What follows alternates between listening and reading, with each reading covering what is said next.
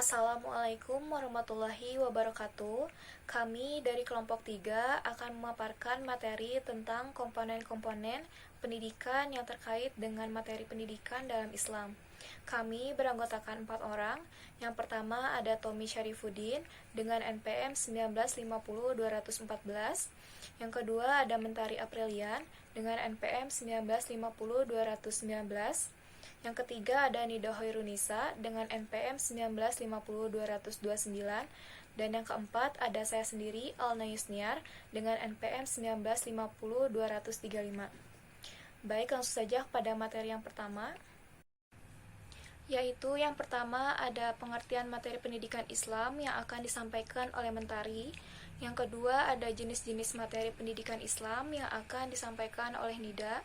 Yang ketiga ada sumber-sumber materi pendidikan Islam yang akan disampaikan oleh saya. Yang keempat ada prinsip-prinsip pengembangan materi pendidikan Islam yang akan disampaikan oleh Mentari. Yang kelima ada cakupan dan urutan materi pendidikan Islam yang akan disampaikan oleh Tommy. Yang keenam ada strategi implementasi materi pendidikan Islam yang akan disampaikan oleh Tommy. Pengertian materi pendidikan Islam. Materi dalam pendidikan agama Islam adalah sesuatu yang menjadi bahan yang telah difikirkan, dibicarakan, dikarangkan, diceritakan atau disampaikan yang berhubungan dengan pelajaran dan pembelajaran sebagai bagian dari muatan kurikulum pendidikan yang didasarkan pada perspektif Al-Quran dan Hadis. Jenis-jenis materi pendidikan Islam. Yang pertama itu pengajaran Al-Quran dan Hadis. Dalam aspek ini menjelaskan beberapa ayat dalam Al-Quran dan sekaligus juga menjelaskan beberapa hukum yang terkait dengan ilmu tajwid dan juga menjelaskan beberapa hadis Nabi Muhammad. Yang kedua yaitu pengajaran akhlak. Pengajaran akhlak adalah bentuk pengajaran yang menengah pada pembentukan jiwa, cara bersikap individu pada kehidupannya. Pengajaran ini berarti proses belajar mengajar dalam mencapai tujuan supaya yang dikerjakan berakhlak baik. Yang ketiga yaitu pengajaran ibadah. Pengajaran ibadah adalah pengajaran tentang segala bentuk ibadah dan tata cara pelaksanaannya. Tujuan dari pengajaran ini agar siswa mampu melaksanakan ibadah dengan baik dan benar, mengerti segala bentuk ibadah dan memahami arti dan tujuan pelaksanaan ibadah. Yang keempat yaitu pengajaran fikih. Pengajaran fikih adalah pengajaran yang isinya menyampaikan materi tentang segala bentuk-bentuk Islam yang bersumber pada Al-Quran, Sunnah, dan dalil-dalil syar'i yang lainnya. Tujuan pembelajaran ini adalah agar siswa mengetahui dan mengerti tentang hukum-hukum Islam dan melaksanakannya dalam kehidupan sehari-hari. Yang kelima yaitu pengajaran tarikh Islam. Dalam aspek ini menjelaskan sejarah perkembangan dan atau peradaban Islam yang bisa diambil manfaatnya untuk diterapkan di masa sekarang. Sumber-sumber materi pendidikan Islam. Yang pertama ada Al-Quran. Al-Quran ialah firman Allah berupa wahyu yang disampaikan oleh malaikat Jibril kepada Nabi Muhammad SAW. Di dalamnya terkandung ajaran pokok yang dapat dikembangkan untuk keperluan seluruh aspek kehidupan melalui ijtihad. Ajaran yang terkandung dalam Al-Quran itu terdiri dari dua prinsip besar, yaitu yang berhubungan dengan masalah keimanan yang disebut akidah dan yang berhubungan dengan amalan yang disebut syariah. Menurut Abdul Mujib, Al-Quran dijadikan sebagai sumber pendidikan Islam yang pertama dan utama karena ia memiliki nilai absolut yang diturunkan dari Allah Subhanahu wa Ta'ala. Allah Subhanahu wa Ta'ala menciptakan manusia dan Dia pula yang mendidik manusia, yang mana isi pendidikan itu telah termaktub dalam wahyunya. Al-Quran dalam kerangka pendidikan Islam bukan saja sebagai dasar, bahkan menjadi sumber yang sangat berharga untuk terus digali, dipahami, dan diambil intisarinya untuk senantiasa diaktualisasikan dalam hidup. Yang kedua ada As-Sunnah. As-Sunnah merupakan sumber ajaran kedua sesudah Al-Quran. Seperti Al-Quran, Sunnah juga berisi akidah dan syariah. Sunnah berisi petunjuk atau pedoman untuk kemaslahatan hidup manusia dalam segala aspeknya, untuk membina umat menjadi manusia seutuhnya dan muslim yang bertakwa. As-Sunnah didefinisikan sebagai sesuatu yang didapatkan dari Nabi Muhammad SAW yang terdiri dari ucapan, perbuatan, persetujuan, sifat fisik atau budi, baik pada masa sebelum kenabian ataupun sesudahnya. Yang ketiga ada ijtihad para ulama pendidikan.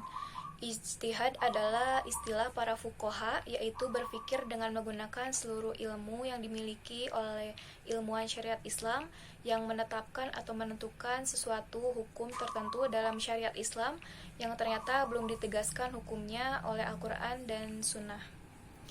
Ijtihad dipandang sebagai salah satu sumber hukum Islam yang sangat dibutuhkan sepanjang masa setelah Rasulullah wafat.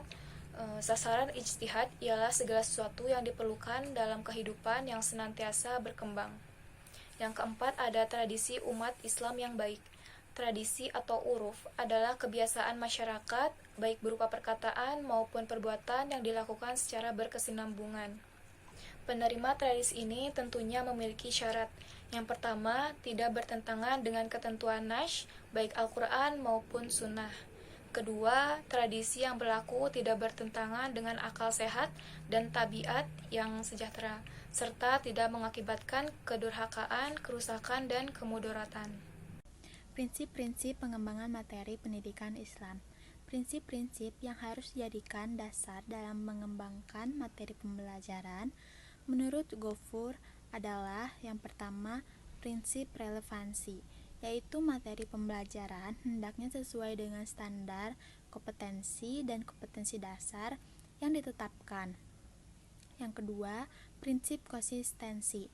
Keajengan artinya, materi pembelajaran yang diberikan pada waktu tertentu harus dapat dibuktikan kebenarannya.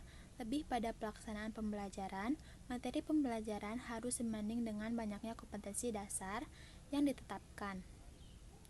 Yang ketiga, prinsip adekuasi, yaitu kecukupan. Materi pembelajaran harus dapat memenuhi kebutuhan para peserta didik, agar mereka terbekali untuk mencapai standar kompetensi dan kompetensi dasar yang telah ditetapkan. Cangkupan dan urutan materi pendidikan Islam. Yang pertama ada keimanan, yang meliputi keyakinan dan kepercayaan terhadap Allah Subhanahu wa Ta'ala, Tuhan semesta alam, sifat-sifatnya, kitab-kitabnya, para utusannya, para malaikatnya, hari akhir, qada dan qadar, serta hal-hal yang berhubungan dengan masalah keyakinan. Yang kedua adalah ibadah, yang meliputi tata cara pengabdian hamba Allah kepada Allah Subhanahu wa Ta'ala. Selanjutnya Al-Quran, sebagai dasar hukum dan pedoman dalam kehidupan untuk menuju kebahagiaan di dunia dan akhirat. Yang keempat, akhlak, yang berhubungan dengan keutamaan dan sifat-sifat terpuji yang harus digunakan untuk menghias diri dan kerendahan-kerendahan serta sifat-sifat tercela yang harus dijauhi. Selanjutnya ada muamalah, yang mengatur hubungan antara sesama manusia dalam hal berdagang dan pergaulan sehari-hari. Selanjutnya ada syariah, yang meliputi hukum-hukum dan peraturan-peraturan yang digunakan sebagai pedoman dalam menjalankan agama. Yang selanjutnya, tarikh, yang meliputi peristiwa masa lalu yang digunakan sebagai pelajaran dalam pelaksanaan agama.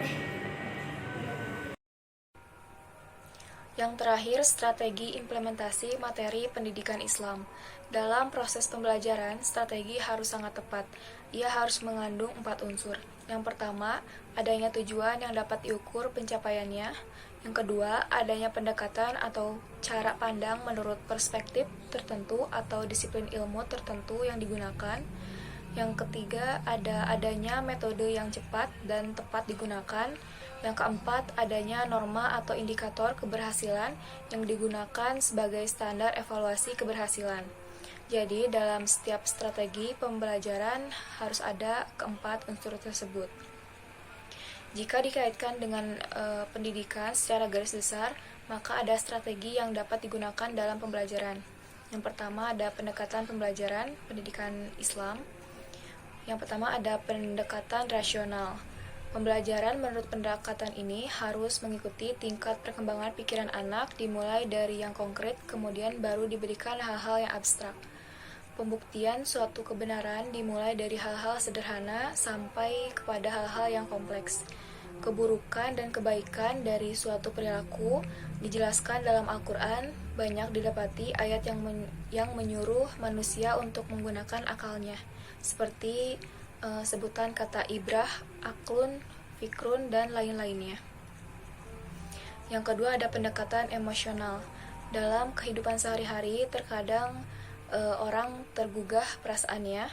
Untuk dapat tergugah perasaannya sebagai sebuah respon, maka diperlukan stimulus yang tepat. Stimulus dapat berupa verbal seperti cerita, sindiran, pujian, ejekan, perintah, larangan, dan sebagainya. Sedangkan yang non-verbal adalah perilaku dan sikap guru yang dapat ditiru oleh anak. Al-Quran menampilkan beberapa cerita atau keadaan yang dapat menggugah jiwa manusia, seperti cerita tentang para nabi, juga cerita tentang keadaan manusia yang sudah mendapatkan azab Allah atas keingkarannya, seperti cerita pada saat terjadinya huru-hara, kiamat, mahsyar, syurga, dan neraka.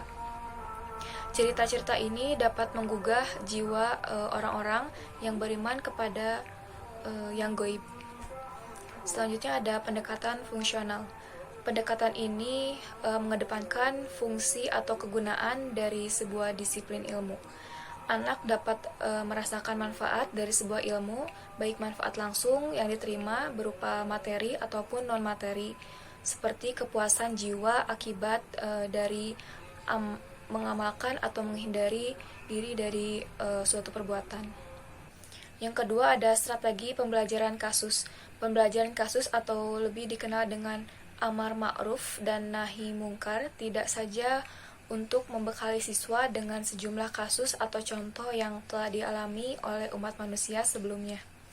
Tetapi yang lebih penting adalah agar makna kejadian-kejadian itu dapat meresap ke dalam diri siswa dengan memberikan contoh tentang kezaliman dan kebaikan yang dilakukan oleh umat terdahulu.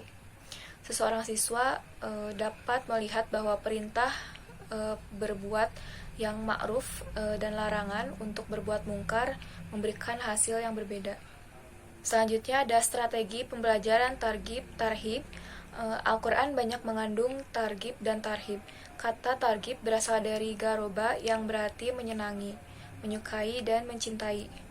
Targhib mengandung makna suatu harapan untuk memperoleh kesenangan, kecintaan, dan kebahagiaan.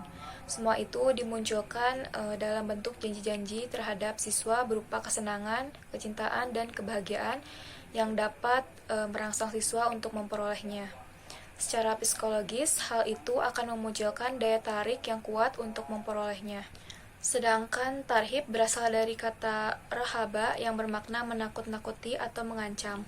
Tarhib kemudian bermakna dengan ancaman dan hukuman yang akan menimpa seseorang yang berperilaku buruk. Kesimpulannya, materi pendidikan sangat menentukan dalam proses pendidikan, sebab tujuan tidak mungkin tercapai kecuali materi yang akan dikembangkan terseleksi secara baik dan tepat. Materi dalam pendidikan agama Islam adalah sesuatu yang menjadi bahan yang telah difikirkan, dibicarakan, yang berhubungan dengan pelajaran dan pembelajaran sebagai bagian dari muatan kurikulum pendidikan yang didasarkan pada perspektif Al-Quran dan Sunnah. Materi pokok bidang studi Islam yang dilakukan secara terencana guna menyiapkan peserta didik untuk mengenal, memahami, menghayati, mengimani, dan mengamalkan ajaran Islam. Sekian penjelasan dari kami. Mohon maaf apabila ada kesalahan. Wassalamualaikum warahmatullahi wabarakatuh.